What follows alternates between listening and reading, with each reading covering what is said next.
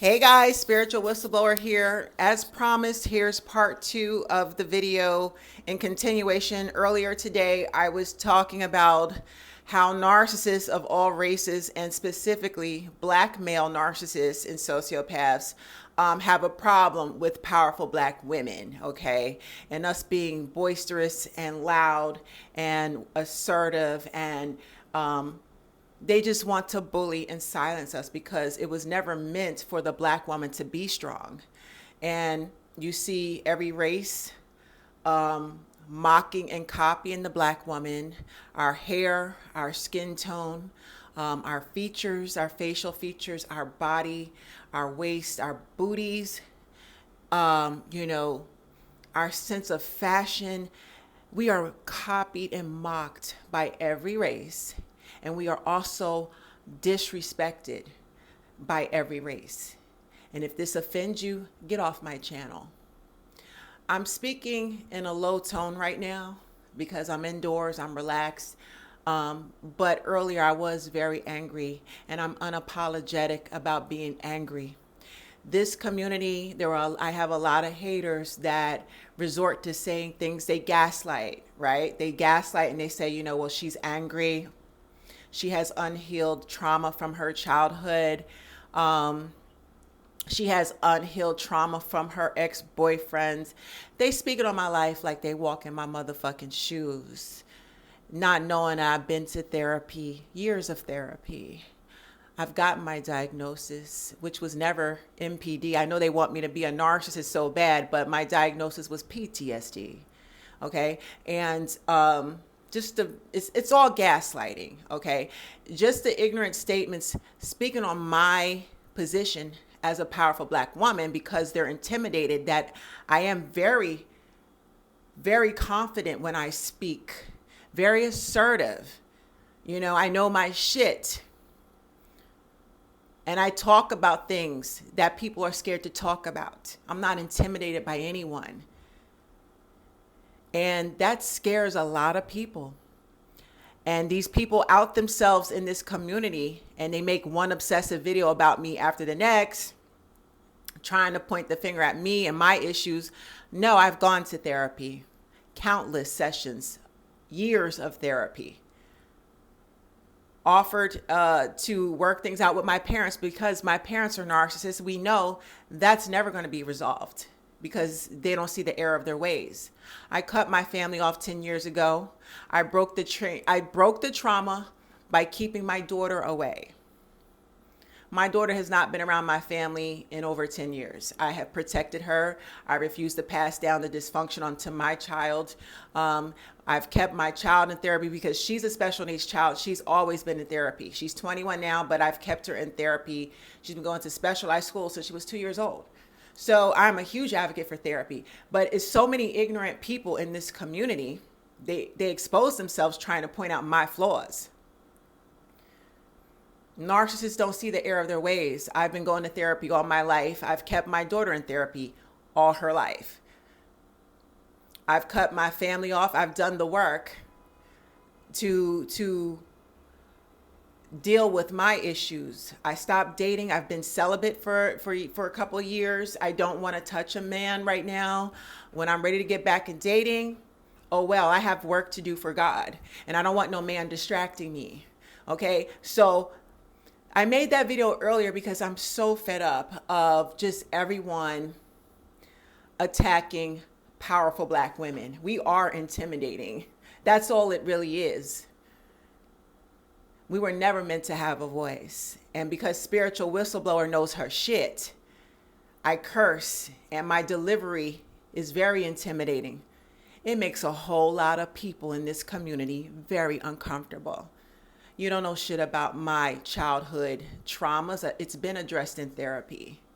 It's been addressed in my child so that she doesn't pass it down to her children. It looks like I've been doing the work. Been did the work, been there, did that, baked the cake, all of that. Before we get into part 2 of this video, because I'm going to the whiteboard in this section, this video is sponsored by a company called Rose Forever New York.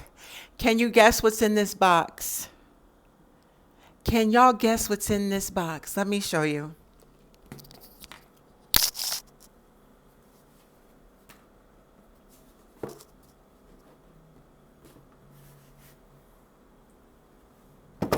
Look at these beautiful roses.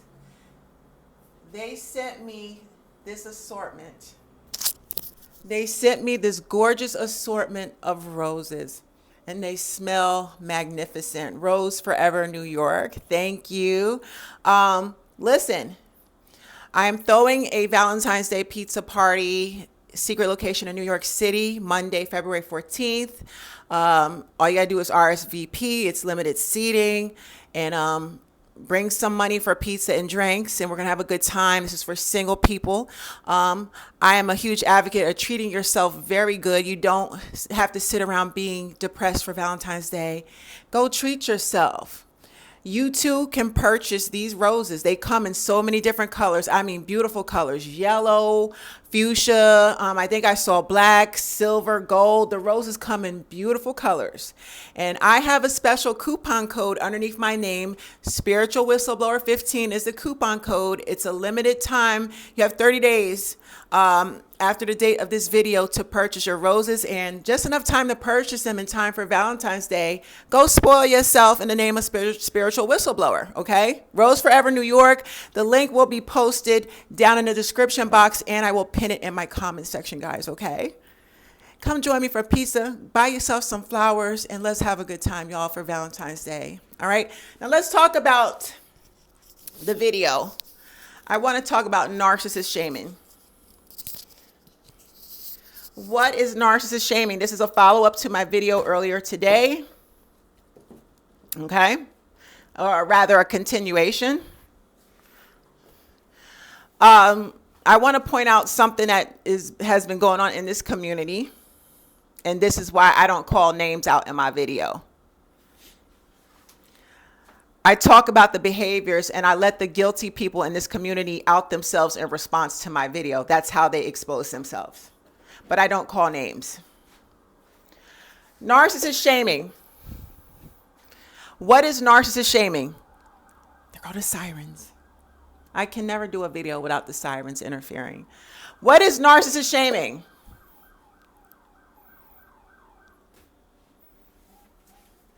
I have 3 examples here of what narcissist shaming is. You pay attention to the toxic channels.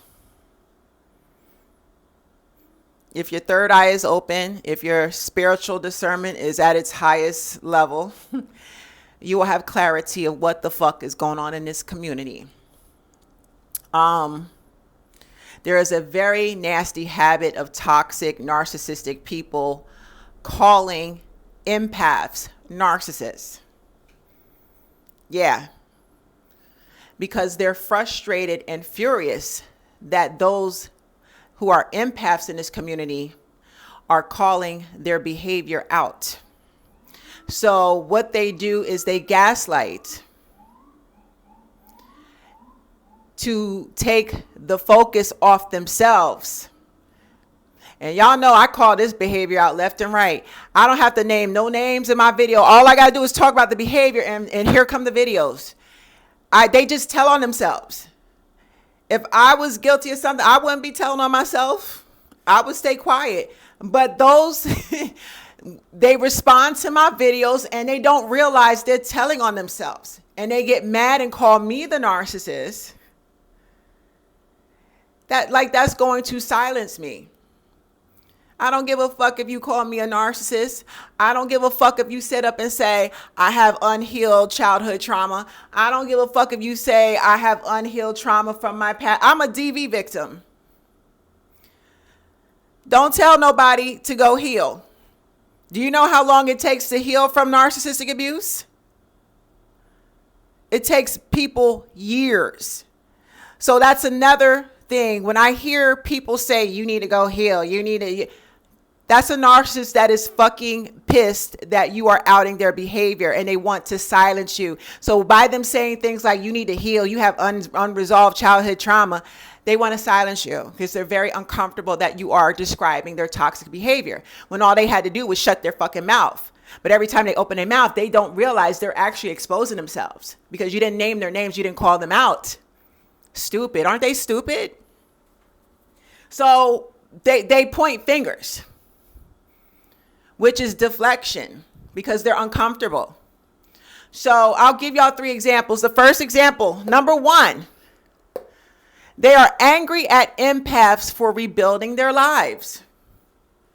Angry at empaths for rebuilding their lives. Last year, I would say the end of 2020, September 2020 is actually when I started my weight loss journey. I'm very transparent. I had weight loss surgery over 20 years ago. And anyone that's had weight loss surgery, when you've had it for that long, your stomach will, over the course of the years, lose its elasticity. Some people opt to get the surgery a second time. I didn't do that. Okay, I did gain some weight. I didn't gain all of it back. I decided to get up and do something about it. I got on some medication and I exercised. And I got my weight back down. And I documented my process in this community, and a lot of people had an issue with it. First, they posted pictures of me when I was heavy. We had the pandemic. Everybody gained pandemic weight. Don't act like it was just me. So what? I didn't care. So why was I the laughing stock? Because of my weight gain. Well, the moment I do something about my weight and I start losing it, and I'm documenting and videotaping my progress, here come the hate.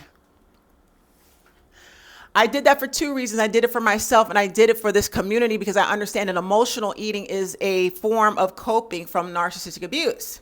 Many people suffer. Some people choose anorexia. They starve because of the anxiety. A lot of people eat. I eat. I'm an emotional eater.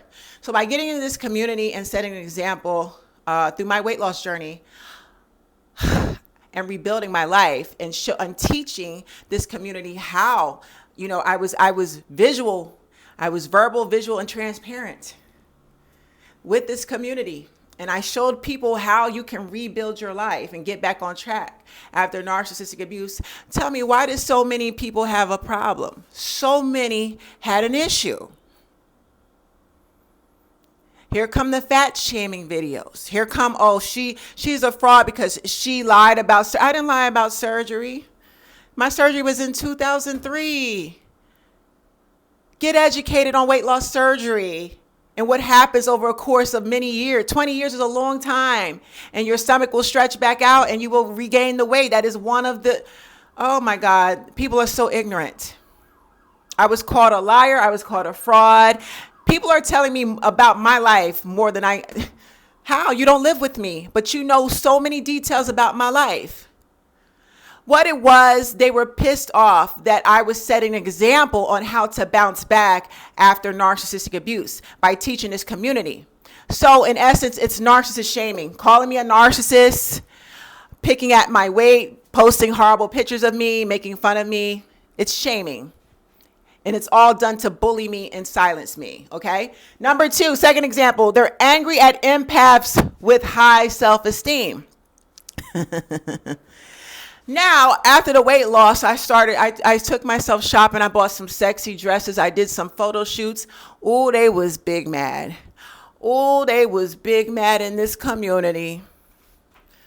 Y'all act like I'm ugly. These hating ass bitches act like I'm ugly. All they could do was point out my weight. I was a big girl. I done lost the weight. Why is you still mad? Now I'm going to do a beautiful photo shoot, a sexy photo shoot. Oh, that pissed them off. Yeah, because I'm confident no matter what size I am. After I got out of a toxic, abusive relationship, I had to rebuild my self-esteem. That doesn't make me a narcissist because I'm confident no matter what my body type is. Stop calling people narcissistic because they have rebuilt their self-esteem and they pulled themselves up by the bootstraps and got their lives back on track. They're confident, not cocky. Another technique by the narcissist to silence us empaths. They call us narcissistic when we rebuild our self-esteem and our self-esteem is high. You are entitled to have high self-esteem. You deserve it after building yourself back up.